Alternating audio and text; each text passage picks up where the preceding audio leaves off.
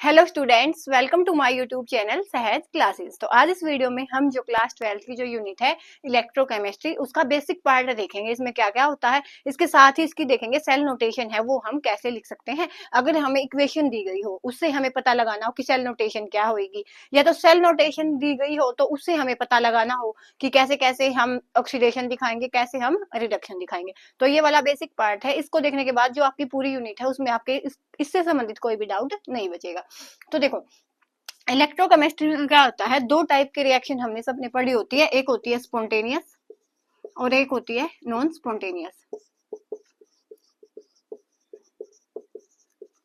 होता क्या है, स्पॉन्टेनियस कौन सी रिएक्शन होती है जिनमें हमें एनर्जी देनी पड़ती है, जिनसे हमें एनर्जी मिलती है। जब जो रिएक्शन होएगी वहां से हमें एनर्जी मिलेगी तो उसमें हमें क्या होते हैं, वो होती है स्पॉन्टेनियस। उसके बाद नॉन स्पॉन्टेनियस कौन सी होती है, जहां पे हमें बाहर से कुछ ना कुछ अमाउंट ऑफ एनर्जी देनी पड़े, तो वो होती है नॉन स्पॉन्टेनियस।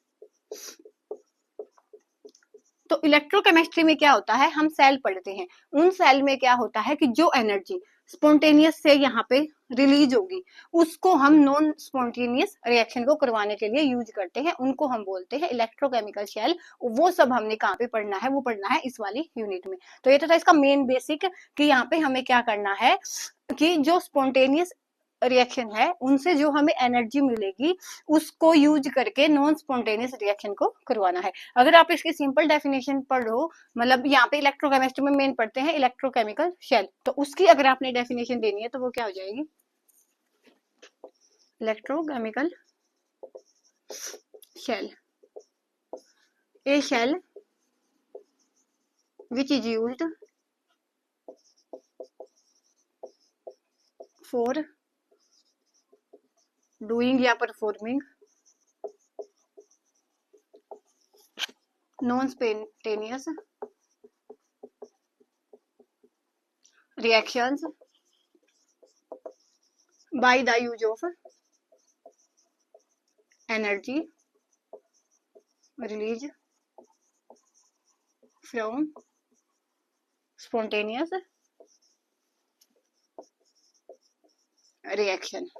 तो ये वाला जो काम है वो इसमें हमें करना होता है कि नॉन स्पॉन्टेनियस से जो हमें एनर्जी मिलेगी उसका यूज करके हमें नॉन स्पॉन्टेनियस रिएक्शन है वो करवानी होती है। उसमें किसका यूज होता है, इलेक्ट्रोकेमिकल शेल। और ये वाली जो शेल है वो हमें कहाँ पे पढ़नी है, इस यूनिट इलेक्ट्रोकेमिस्ट्री में पढ़नी है।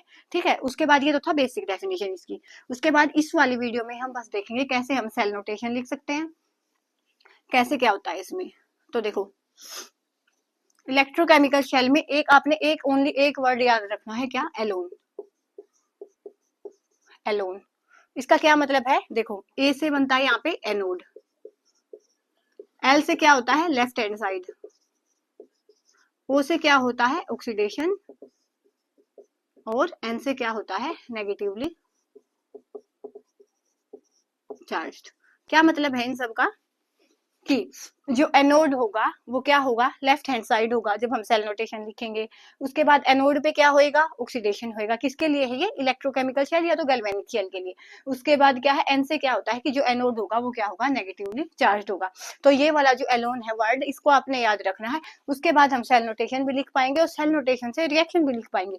तो देखो कैसे लिखेंगे, सबसे जो फर्स्ट रिएक्शन है वहां पे वो कौन सी है, वो है कि जिंक प्लस में कॉपर 2+, तो ये होता है एक्वस और ये होता है सोलिड।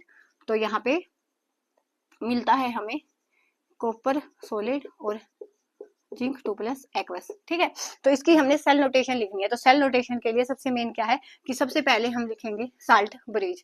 यहाँ पे इसके लिए हमें 2 लाइन लगानी है जो किसकी होती है, साल्ट ब्रिज की। उसके बाद यहाँ पे हमें लिखना होता है एक्वस आयन, एक्वस आयन और एक सिंगल लाइन, और यहाँ पे लिखना होता है मेटल्स। ऐसे ही यहाँ पे एक्वस आयन और यहाँ पे लिखनी होती है मेटल। ठीक है, ये तो दोनों चीज में था। अब हम जैसे मैं यहाँ पे ऐसे खड़ी हूँ तो ये मेरी क्या है, लेफ्ट साइड है, और ये मेरी क्या है, राइट साइड है। तो ये वाली जो चीज थी ना, ये इसके लिए थी कि जो एलोन का में जो लेफ्ट था वो क्या था कि लेफ्ट साइड हम क्या लिखेंगे, एनोड लिखेंगे। एनोड पे क्या होगा, ऑक्सीडेशन होगा, और एक्वस आयन को हम यहाँ पे लिखेंगे और मेटल यहाँ पे लिखेंगे। तो यहाँ से मैं बताऊं तो देखो, इसके लिए आपको इसकी जो अलग अलग इक्वेशन लिखे, तो यहाँ पे क्या हुआ है, जिंक किससे, सोलिड से किस में बदला है, जिंक 2+ एक्वस में, और इससे कॉपर 2 प्लस एक्वस से कॉपर सोलिड में बदला है, ठीक है, ये हुआ है ना यहाँ पे। तो यहाँ पे देखो एनोड पे क्या होता है, ऑक्सीडेशन। अब यहाँ पे ऑक्सीडेशन किसका हुआ है, जिंक है, वो जिंक 2 प्लस में गया है, तो ऑक्सीडेशन स्टेट इसकी बड़ी है, तो ऑक्सीडेशन किसका हुआ, जिंक का हुआ। तो यहाँ पे हम क्या लिखेंगे, देखो जिंक का ऑक्सीडेशन हुआ है, इसका मतलब ऑक्सीडेशन एनोड पे होता है, और एनोड को हम लेफ्ट हैंड साइड लिखते हैं, तो यहाँ पे हम किसका लिखेंगे, जिंक का। तो जिंक, उसके बाद क्या है, पहले हम ये लगाएंगे, यहाँ पे हमें लिखना है एक्वस आयन। तो जिंक वाली रिएक्शन में यहाँ पे ऑक्सीडेशन हुआ है, यहाँ पे रिडक्शन किसका, एक्वस आयन कौन से है, जिंक 2 प्लस। उसके बाद सिंगल लाइन, और मेटल कौन सी है, जिंक सोलिड। ऐसे यहाँ पे फिर बचा क्या, राइट हैंड साइड। अब ये वाली जो साइड है वो इसने एनोड ने ले ली, तो ये वाली साइड किसके लिए बची, कैथोड के लिए। तो यहाँ पे हम लिखेंगे, यहाँ पे क्या लिखना था, एक्वस आयन, और यहाँ पे मेटल। मेटल मीन इसमें कौन सी मेटल है, कॉपर।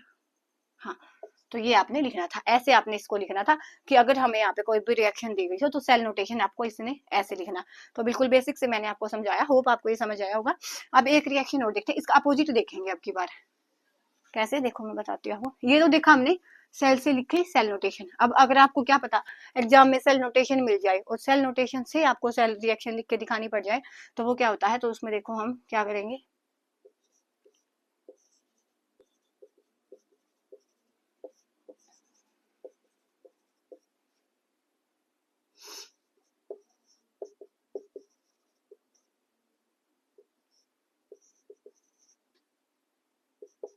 तो देखो अगर आपको ये वाली रिएक्शन दी जाए और आपको बोला जाए कि इसकी हाफ शेल जो रिएक्शन है वो लिख के दिखाओ, तो कैसे दिखाएंगे, ऐसे दिखाएंगे हम। हमें क्या पता है कि यहाँ पे क्या हुआ है, एलोन है, मींस एनोड है। एनोड कौन सी साइड होगा, लेफ्ट हैंड साइड होगा, और एनोड पे क्या होता है, ऑक्सीडेशन। तो इट मींस जो ये है ना, ये ऑक्सीडेशन हुआ होगा। ऑक्सीडेशन कब होगा, जब जो हमारा कॉपर है सोलिड फॉर्म में, जो कॉपर सोलिड है वो किस में बदला हो, कॉपर एक्वस में, है ना। तो यही हुआ होगा, और साथ में इसने क्या किया होगा, ये वाली जो चीज आई है तो इसके साथ में क्या रहे होंगे, 2 इलेक्ट्रॉन, ठीक है। उसके बाद लिखनी है ये वाली कंडीशन। तो यहाँ पे क्या हुआ, देखो ये राइट हैंड साइड है, तो मीन्स ये कैथोड है, और कैथोड पे क्या होता है, ये था एनोड, लेफ्ट हैंड साइड है तो एनोड, और एनोड पे क्या होता है, ऑक्सीडेशन। यहाँ पे ये क्या है, कैथोड, और कैथोड पे क्या होता है, रिडक्शन। ये वाली चीज आपको पता होना चाहिए। तो अब ये कैथोड है, तो यहाँ पे इट मीन्स यहाँ पे रिडक्शन हुआ होगा, मीन्स इसने इलेक्ट्रॉन को एक्सेप्ट किया होगा। तो यहाँ पे क्या होगा, Ag प्लस होगा, पहले इसने इलेक्ट्रॉन को एक्सेप्ट किया तो ये Ag में चेंज हो गया होगा, है ना। अब जब इसकी कंबाइंड रिएक्शन लिखेंगे तो यहाँ पे जो अमाउंट ऑफ इलेक्ट्रॉन है वो इक्वल होनी चाहिए, तो इसलिए हम इसकी 2 से मल्टीप्लाई करेंगे, और लास्ट में जो ये रिएक्शन बनेगी क्या, 2Ag प्लस इलेक्ट्रॉन, और ये 2Ag हो जाएगा। और कंप्लीट जब इसकी और इसकी रिएक्शन लिखेंगे तो 2 इलेक्ट्रॉन से 2 इलेक्ट्रॉन कैंसिल, तो ये हो जाएगा Cu, और 2Ag प्लस से हमें क्या मिला, Cu2 प्लस, और साथ में मिला 2Ag। तो ऐसे आपने सेल नोटेशन से रिएक्शन लिख सकते हो, रिएक्शन से सेल नोटेशन लिख सकते हो। तो यहाँ पे मैंने दोनों के एग्जांपल से आपको समझाया। होप आपको ये वाली जो चीज है जो मैं समझाना चाह रही थी वो समझ आई होगी। नहीं आई हो तो बता सकते हो आप कमेंट सेक्शन में, कोई और इक्वेशन लेके भी इसको समझ लेंगे। नहीं तो नेक्स्ट वीडियो में मिलेंगे नेक्स्ट टॉपिक के साथ। तब तक के लिए धन्यवाद। Thanks for watching my video.